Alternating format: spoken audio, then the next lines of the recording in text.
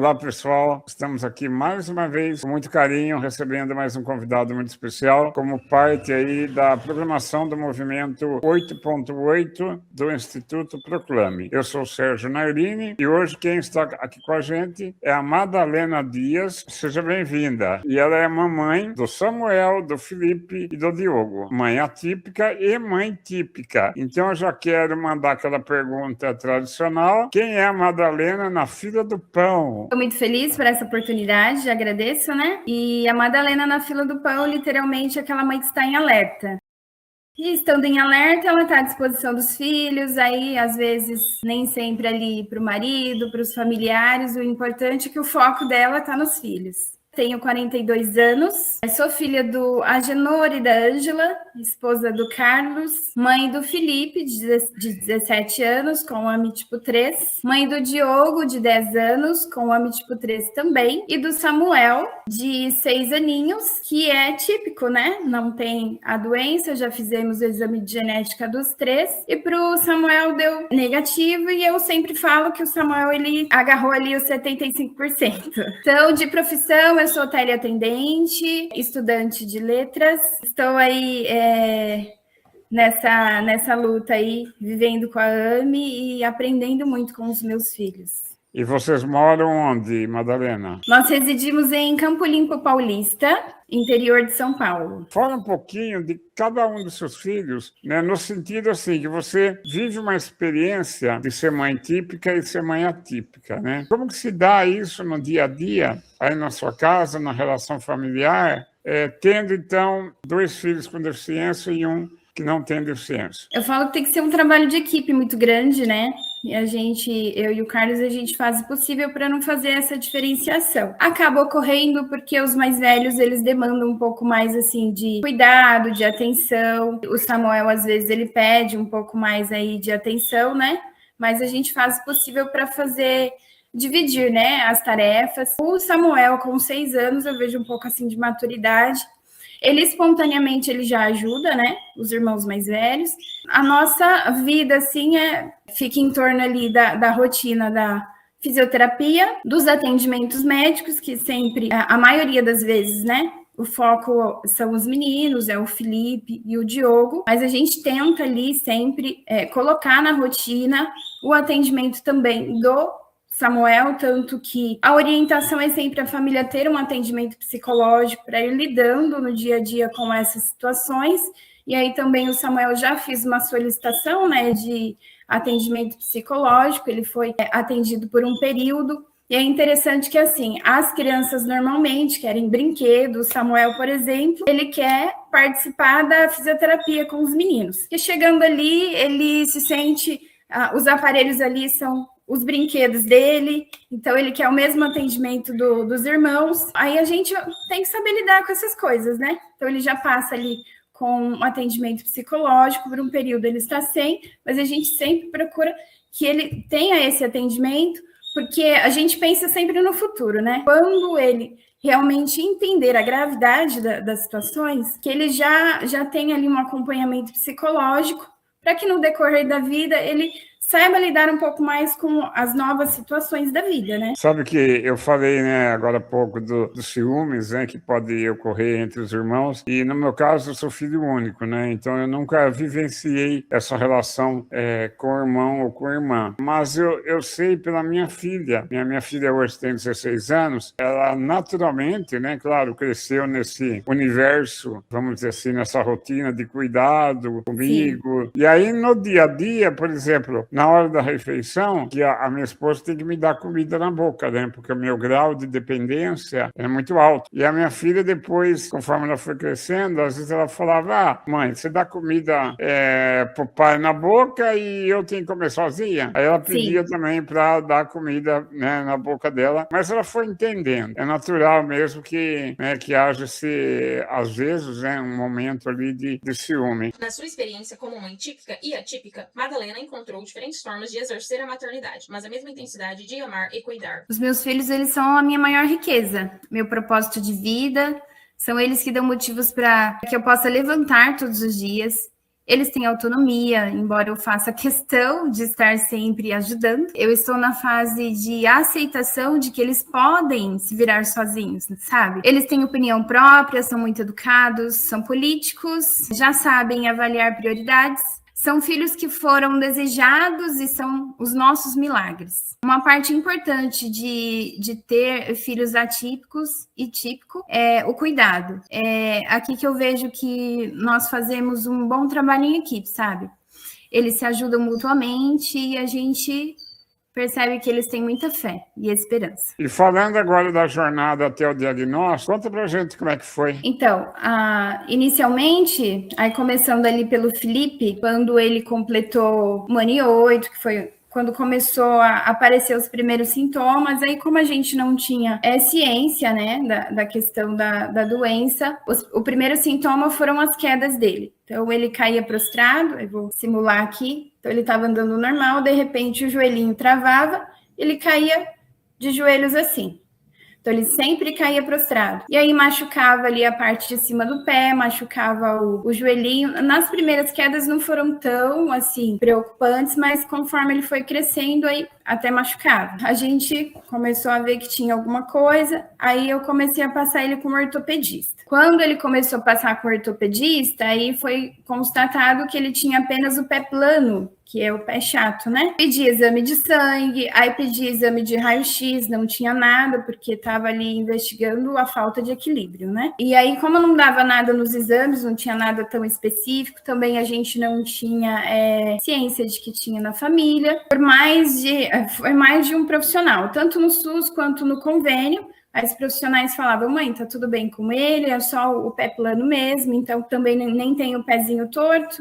Somente fazendo uso da palmilha vão cessar as quedas. Essas quedas não cessaram, mas elas diminuíram. Só que no decorrer da vidinha dele, as quedas permaneceram. E aí, como ele se machucava, aí começaram as questões, mamãe, por que eu sou assim? Por que eu caio? E eu não tinha respostas. E aí, quando ele começou na creche, na escolinha, aí a gente começou a observar que ele corria com maior dificuldade, ele tinha menos agilidade em comparação com as outras crianças. Só que como profissional, ortopedista, falava pra gente, tá tudo bem, é só referente ao desequilíbrio, a gente sossegava por um tempo, mas ficava aquela incógnita, né? A gente sabia que tinha alguma coisa. Quando ele fez uns 5 aninhos, pediu o irmãozinho, a gente atendeu. Aí veio o Diogo. Só voltando um pouquinho, teve uma outra característica, que foi o tremor fino, que surgiu ali em torno de 2 anos e 2 meses, por aí. E aí ele tremia a mãozinha. Conforme surgiu o tremor fino, aí eu comecei a ficar um pouco preocupada, porque ficava muito mais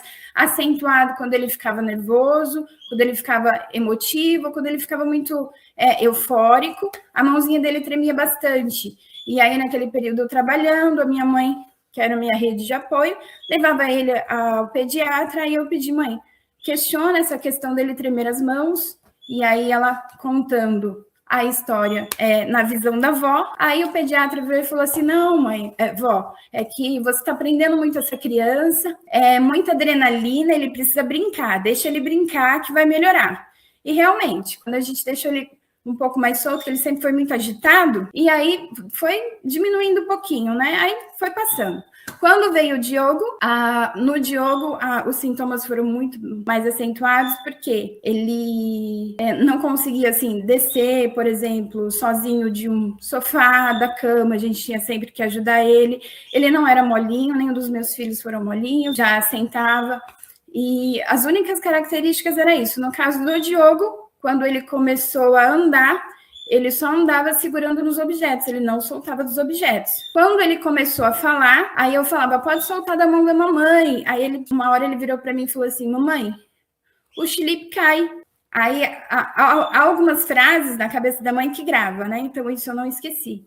E aí eu sabia que tinha alguma coisa, aí nesse período não estava trabalhando, querendo voltar ao mercado de trabalho. Comecei a mandar currículo, e aí coloquei ele na creche para ter mais liberdade de arrumar um outro emprego. Quando eu coloquei ele na creche, aí a tia da creche que me conhecia começou a conversar comigo. Aí isso é a importância ali até da escola, né? Ou da pré-escola, os profissionais estarem atentos. E aí ela começou a fazer, assim, uma comparação do marco motor do Diogo, que era bem diferente. Aí ela falava, mãe, tem alguma coisa? Vai atrás. Eu falei, olha, eu já solicitei, ainda era o médico ortopedista, a gente ainda achava que era somente este profissional. E aí eu estou aguardando, está demorando, e aí tive uma conversa com meu esposo, vi que ele tinha, assim, mais dificuldades, né? E aí acendeu uma luzinha, eu falei, não, eu vou ficar com meu filho em casa, que é mais seguro. E aí, em conversa com ele, ele falou assim, amor, enquanto você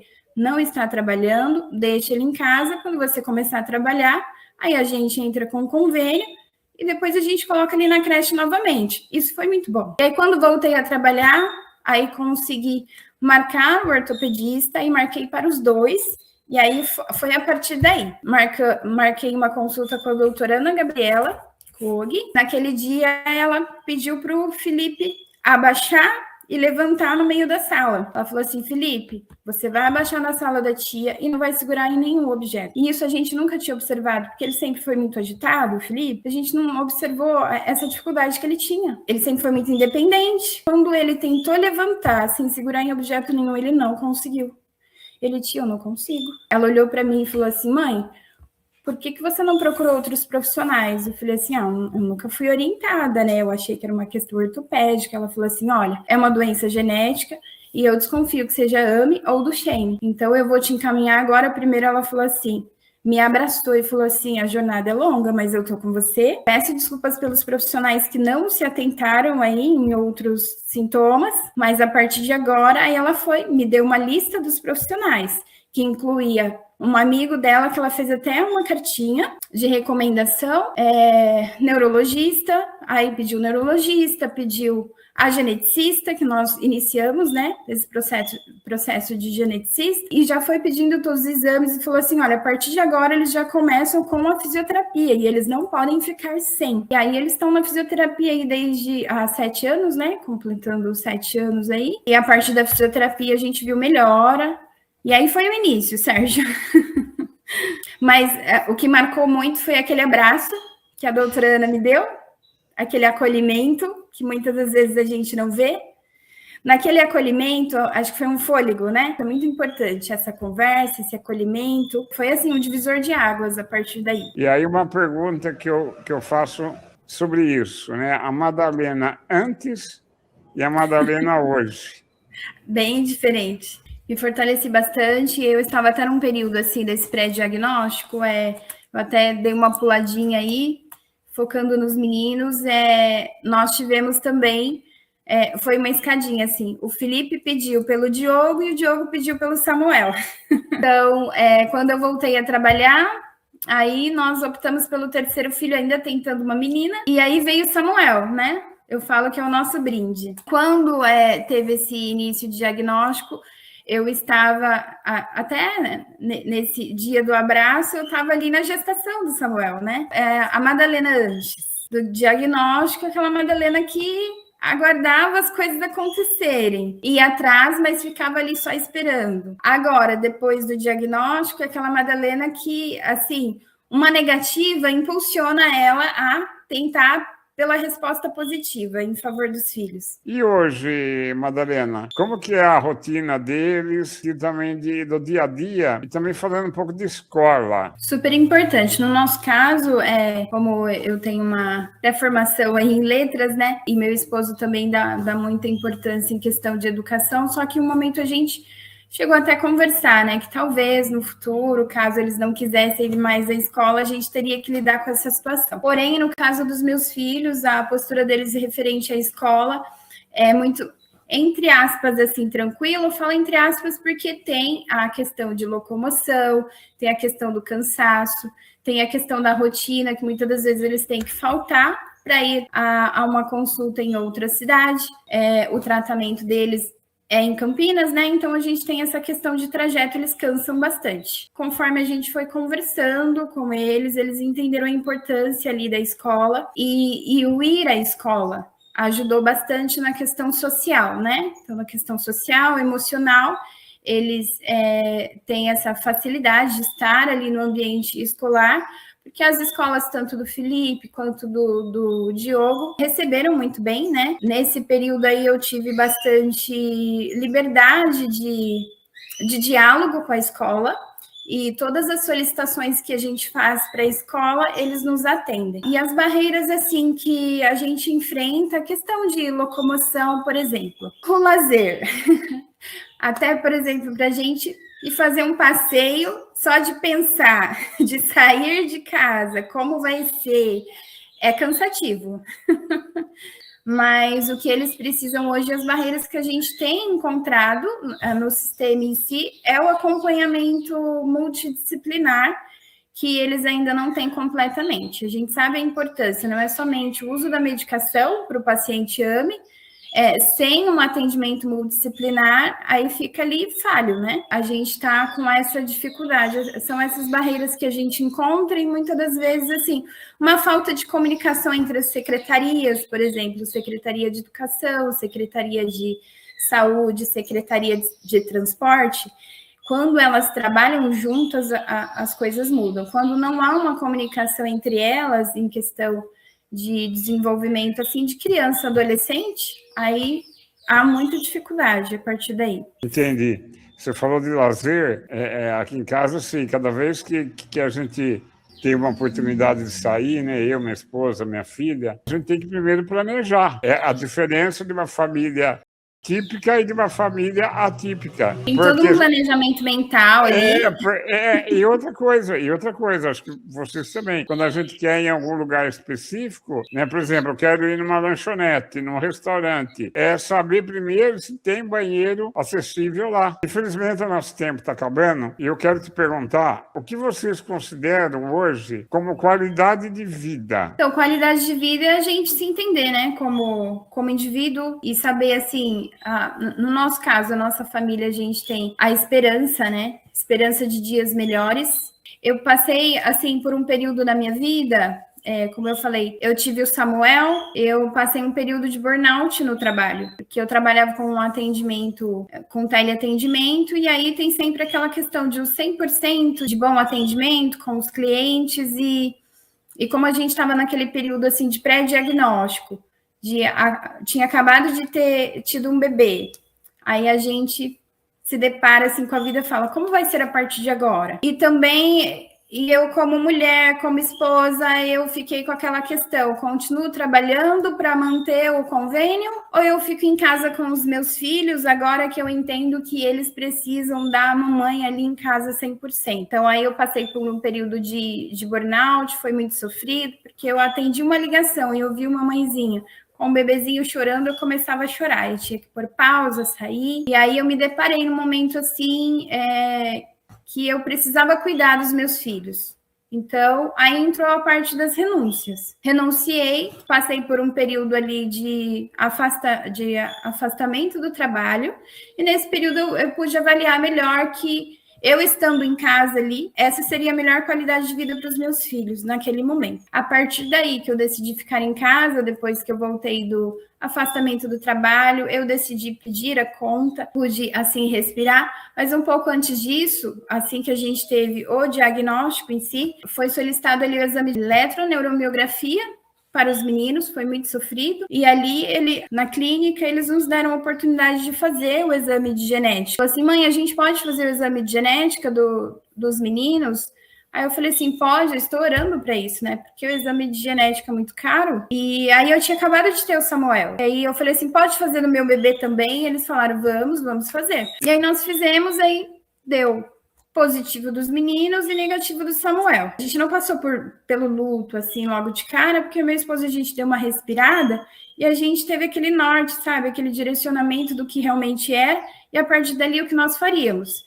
Aí passou por aquele período, eu pedi a conta e comecei a ficar em casa. Começou aquela luta, porque assim, eu trabalhava para manter o convênio, e aí teve aquela transição para o SUS. E aí, quando foi para o SUS novamente, aí aquele período de espera. Porém, continuamos ali com com a fisioterapia, e é interessante também falar sobre a fisioterapia, os desafios que ela traz. E nós tivemos a sorte, a bênção de ter tido bons fisioterapeutas que nos ouviram, que estudaram junto com a gente, que nos impulsionaram a ter uma melhor qualidade de vida ali com os meninos. E eu sou muito grata a todos os profissionais que passaram pela nossa vida, principalmente aqueles que a gente até se deparou, Sérgio, com alguns profissionais que falaram assim: olha, Madalena, eu não tenho especialização com AME, mas eu conheço um amigo que tem, e ela indicava. Então, assim, eu acho isso de uma nobreza, do profissional virar e falar assim: olha, eu não tenho conhecimento aqui, mas o meu amigo, ele vai te ajudar. E a partir daí, nessas indicações, é que as coisas foram acontecendo. Num certo momento,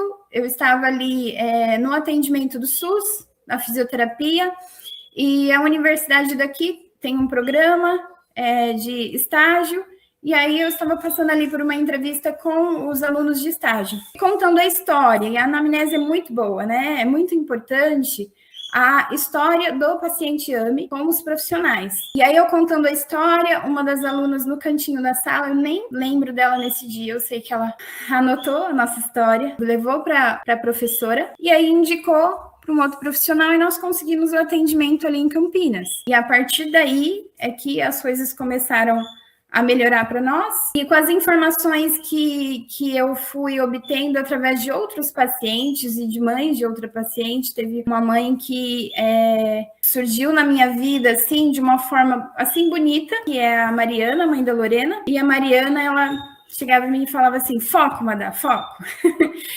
E a partir dali a gente entrou nessa luta de aquisição da medicação. Comparando assim com outros pacientes, não demorou tanto quanto se demora, mas é muito demorado. A gente não pode falar assim que é fácil. Nada é fácil, não foi fácil para nós. Então é importante assim frisar essa questão de perseverança mesmo. E você falou aí de momentos de decisões difíceis, né? Isso que nos ajudou, é importante frisar também, Sérgio, a questão da relação com o Proclame. Um paciente vai falando para o outro, e aí as redes sociais agora tem um pouco mais de facilidade da gente chegar nos lugares, então é importante falar sobre AME, é importante falar sobre as dificuldades principalmente. Mas, assim, o Proclame a gente tem como uma família. E aí, por exemplo, teve uma vez que os meninos tiveram espasmos nas mãos e eu não sabia como proceder. Aí eu já mandei no grupo, e aí 2, 3 pacientes já começaram a mandar vídeos falando como que era para fazer. Eles estavam com espasmos no dedo, né? E aí o paciente: eu costumo fazer assim. Aí, no momento que eles fizeram, já cessou ali. Esse trabalho conjunto, né, que a gente tem é muito importante. O Proclame é muito importante na nossa vida diariamente. Sim, o trabalho que o Proclame faz, né, nesse conscientização sentido, e de acolhimento. E de criar oportunidade através dos encontros, dessas relações que são criadas, né, dessa rede de apoio, né? O Proclame meio que constrói pontes, né, entre as famílias, e isso fortalece a luta, as pessoas em momentos de angústia, de preocupação, porque tem a troca de experiência, né? É claro que cada caso é um caso, às vezes o que serve para um não serve para outro. Sim, a gente mas sempre o trabalho, sim, mas o trabalho que o Proclame faz é fundamental, né, nessa rede de apoio, não só para quem tem AME, como para as famílias, né, de pessoas com AME. Então, agora, em nome do Proclame, quero agradecer a doação do seu tempo, tá, por você ter compartilhado a sua história, que com certeza vai ajudar muita gente também. E gostaria que você terminasse da forma que você quiser. Quiser falar alguma coisa que de repente passou aí, pode falar, tá bom? Fique à vontade, eu já deixo aqui registrado o agradecimento pela sua participação. Querida, valeu mesmo, um beijo aí na sua família, e pode encerrar da forma que você quiser. Obrigada, Sérgio. Eu quero agradecer aqui, eu não vou citar nomes agora, pode ser que eu esqueça de alguém, as pessoas que passam e passaram pela nossa vida, que nos ajudaram e nos ajuda. Você que faz parte da nossa vida sabe que nós somos gratos. Então, tanto dos amigos, da nossa rede de apoio, que está sempre conosco, nos apoiando, fica o nosso agradecimento, meu e da minha família, dos meus filhos, das pessoas que fazem parte do nosso dia a dia, principalmente dos profissionais que nos abraçam. Eu quero deixar uma palavra aqui para todos. A minha mensagem referente ao movimento 8 do 8 é dialogar e agir. E a principal palavra é esperança. Esperança de dias melhores, de que os pacientes eles sejam vistos, ouvidos e também atendidos. Dizer que a AME é uma doença séria não é saudável, como muitos enxergam, porque eu ouvi de um paciente um dia assim: a gente não morre de AME, a gente morre do que a AME acarreta. Então, ela traz outras doenças de forma inevitável. O quanto antes o diagnóstico precoce, principalmente, o quanto antes o tratamento digno que os pacientes AME precisam, maior serão os dias bons para os pacientes e toda a família e amigos. Então, não é somente o paciente AME que sofre, é as pessoas que estão ao redor. E a gente quer dias melhores. E ontem eu virei para o Felipe e perguntei para ele: filho, o que é qualidade de vida para você? Aí ele resumiu numa palavra, ele falou assim: mãe, Jesus. Então, ter essa ciência de que meu filho tem uma pessoa para se espelhar, tem um Deus para se espelhar e ele quer ser melhor a cada dia e a pessoa que ele mais admira é Jesus, aí a gente pensa assim: eu estou fazendo um bom trabalho. O Movimento 8.8 é uma mobilização nacional com o objetivo de promover visibilidade à atrofia muscular espinhal, AME, conscientizando sobre a doença e fortalecendo os direitos de quem tem AME. Este é um movimento realizado pelo Proclame e apoiado pelas farmacêuticas Roche e Biogen. Apoie essa causa. Compartilhe com amigos e familiares, tornando a informação mais acessível. Proclame, Instituto de Apoio e Cuidados às Pessoas com Atrofia Muscular Espinhal.